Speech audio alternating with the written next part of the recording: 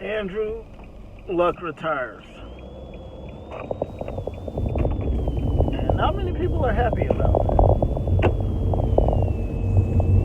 My thoughts on his retirement coming up next. Stay tuned.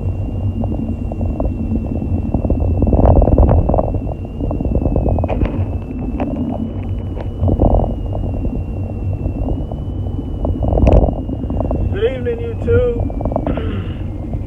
Welcome to a late version of Work to Home Vibes. I am your hostess with the mostest, Sean Ponder II, or Sean Ponder, whichever one that you all know me by. Good to be back. It's good to be back.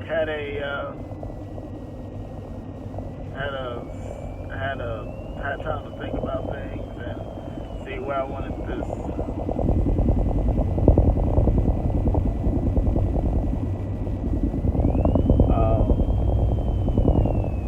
Anyway,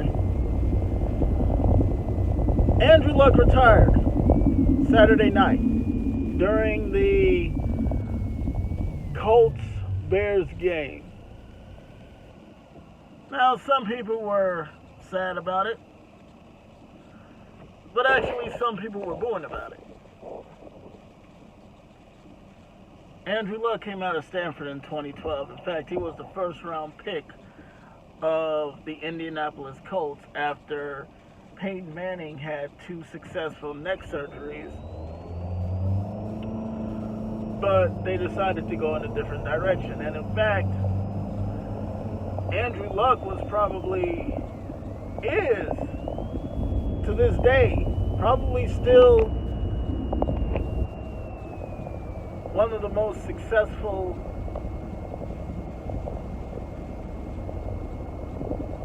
individuals, if you will, that came out of the draft of 2012. Now, he spent 7 seasons with a team who he helped go to some playoffs with. He helped them get to a championship in which they lost to the Patriots. But the man has had an illustrious career. I think 23,000 some odd yards throwing, 171 touchdowns, and his stats go far beyond the sheet. But I want to address something tonight as I'm on my way home from running errands most of the day. I want to talk about the fact that, first of all, the Colts organization, they laid a huge goose egg. Because that's been a topic of discussion a lot lately. Oh, was it a good idea to have it during the game? Was it alright to have it on Friday or yesterday? I've been listening to sports reports, and they all agree. He should have done it either Friday or he should have done it yesterday. One of those 2 days he should have done it.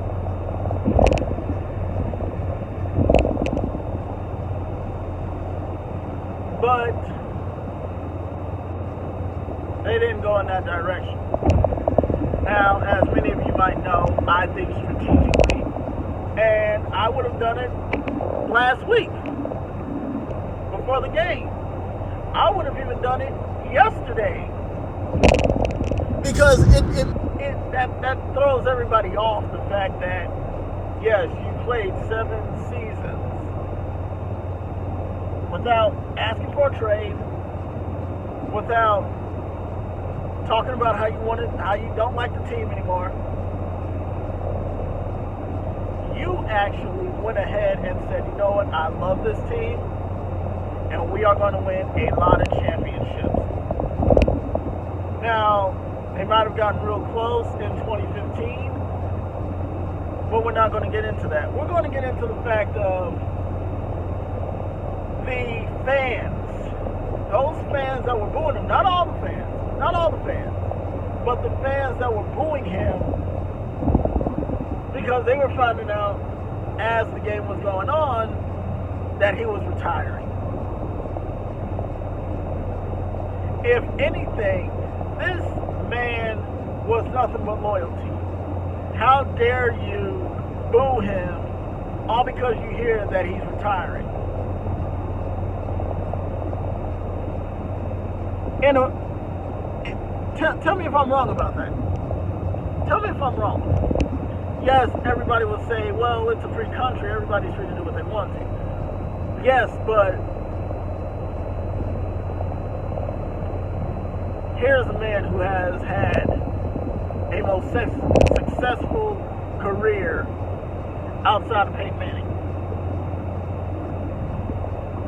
You have to give the man his due. The man has done a lot for the city of Indianapolis.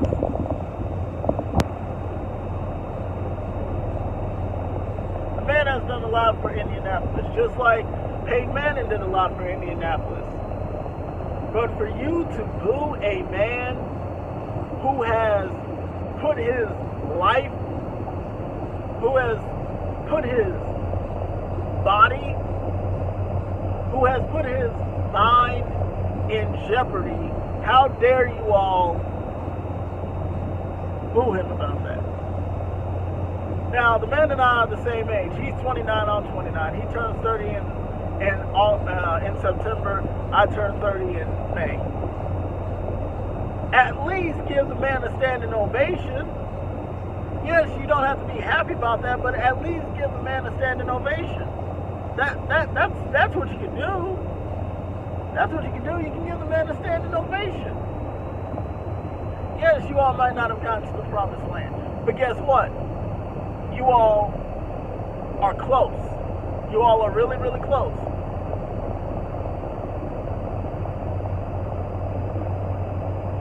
Now, Peyton Manning led you to a Super Bowl. You all should be happy about that. Yes, not every quarterback is going to lead you there, but at least he had the gall to actually try to get you all to the Super Bowl. That's the whole thing. He tried to get the city of Indianapolis to a Super Bowl. Now, in 2015, had they beat the Patriots, that might have been a different. 2014, I'm sorry. In 2014, if they had beat the Patriots, who knows what would have happened. But they have to understand, fans that booed him,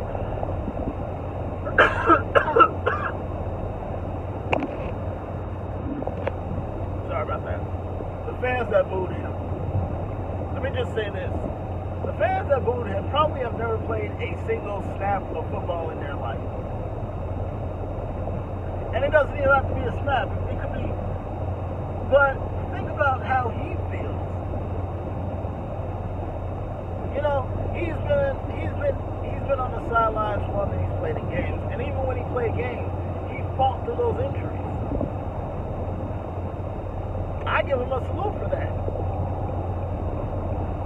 But he felt like, and as he said yesterday, as he said Saturday night, it was a tough decision for him.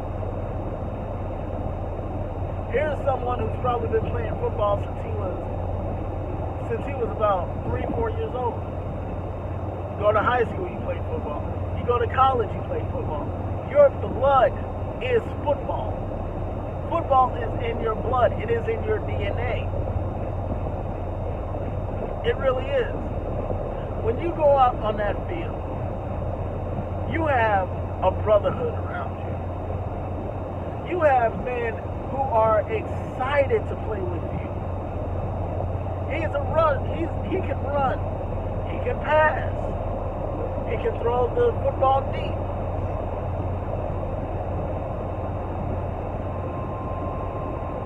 This man can do everything under the sun. He can. He really, really can. But for the fans to boo him, those fans that boo him, I'm ashamed. I'm ashamed because he didn't deserve that. He didn't deserve to get booed the way he did. If anything, he should have gotten a standing ovation.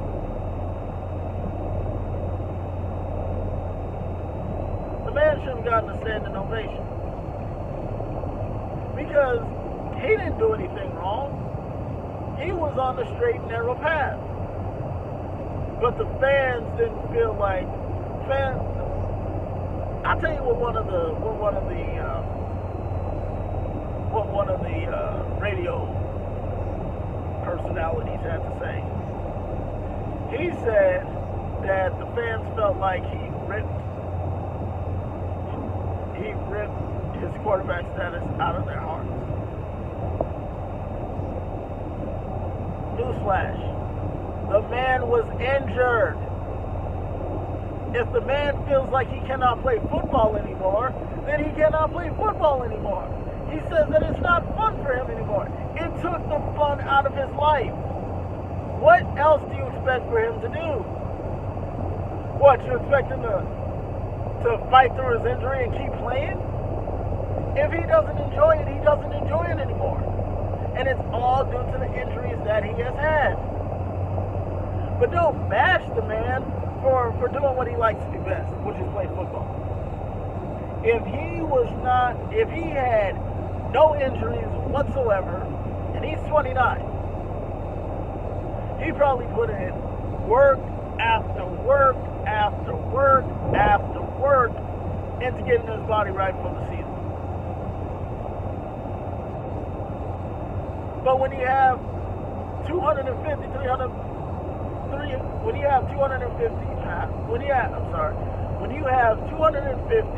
to 350 pound linemen coming after you, trying to take you out, yes, you are going to feel that way. You are going to feel that way.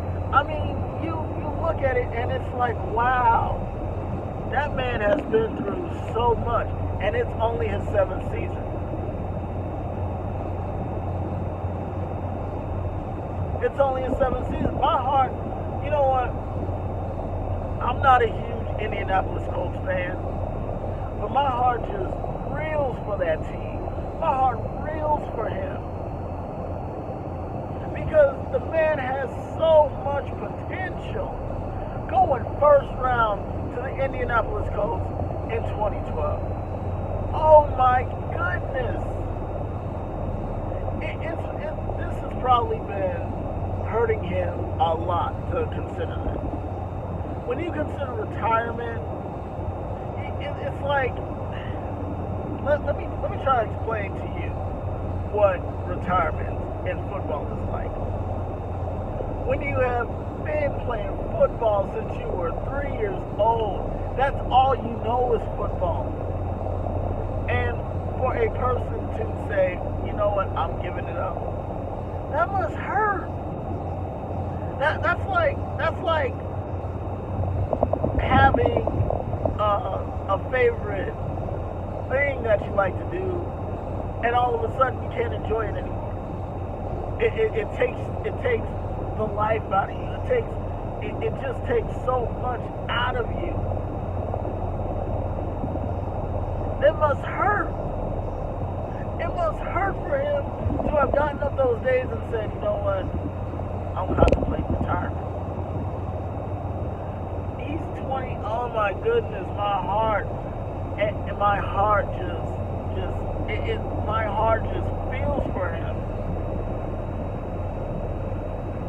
Because here's a young man, yes, he is still young, who has put his life, his livelihood, his entire reputation on the line. That's what you do when you come into the NFL. You put your life on the line. You put your life on the line. That is what you do. And I tell you, my heart just hurts for him. Because he has so much, as I said, he has so much potential to be a great quarterback. He is a great quarterback. I'm not gonna sugarcoat it. The man is a great quarterback. The man is the ultimate great quarterback. And honestly, to be honest with you, I wanted to see him do great things. And he has done some great things. Like I said, he's led the Colts to a couple of playoff games. Yeah, they might not have gone all the way, but at least give the man some credit. At least show the man some respect. See, that's what the fans of the Indianapolis Colts that were booing him didn't do. They didn't show him any respect. In fact, they disrespected him. And see, that's not what they should have done. They should have given him a standing ovation. Now, those that didn't boo him, I know they were probably crying in the stands because here's your franchise quarterback saying, I'm done. I'm done with football. To everybody in those stands who didn't boo, they were probably crying. They were probably crying. But at the same time, though, there are much better ways that the Indianapolis Colts could have handled this. They could have held off until at least Friday.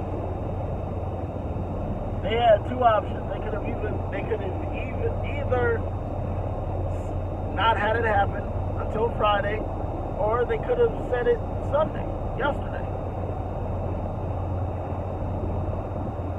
But they messed up when he let it get out.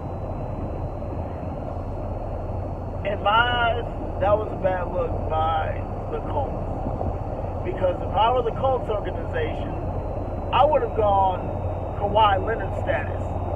Not tell anybody, not tell a single person, keep it under wraps in the organization. And then either brought it out Friday or brought it out yesterday. This is what every organization across all sports should do. There should be a rule called the Kawhi rule, where nobody says anything, nobody talks to anybody, nobody says a word. Keep it hush-hush, keep it within the organization, don't talk to any type of sports reporter out there. Do the Kawhi rule and not say a word. Keep your mouth shut.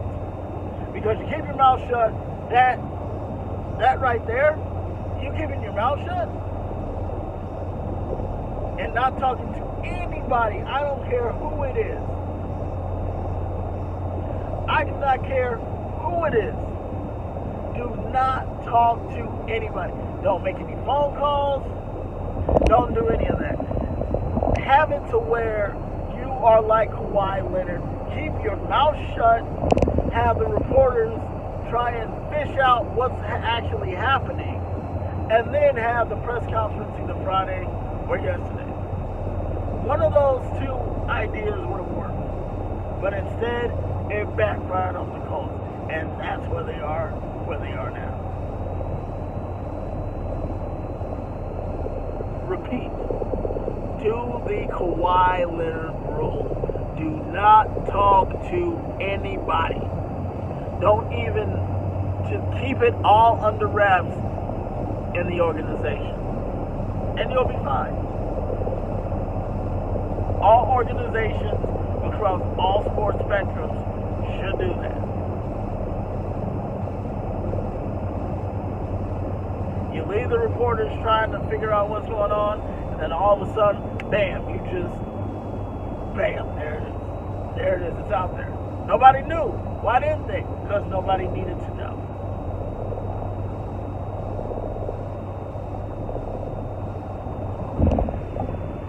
Anyway, Andrew Luck I don't know if you'll ever see this video, but sad to see you go. You made the Indianapolis Colts fans happy. You did, and I hate to see you go, but you know what? If you feel like your body could not handle anymore, then hey, you know what? You had to do what you had to do. Anyway, YouTube, I'm going to get off of here. It was fun. I'm going to do a video tomorrow about Antonio Brown and my thoughts about his circumstances with and these are my thoughts, mind you. These are my thoughts and my opinions. You take it for what it is. Anyway, I'm signing off, YouTube. If you are new or returning, do subscribe to this channel. Do like, comment. Sorry. Do like, comment, and share this video out. Also, if you're on Twitter or Instagram, follow me at TonyGumble21. Remember, do what it is. Hold on, I'm sorry. I missed my live. Alright, take two. Live your life the way that you want to live it, not the way that someone else wants you to. I'm Sheldon Khan and I'm signing off. I'll talk to you tomorrow. Good night.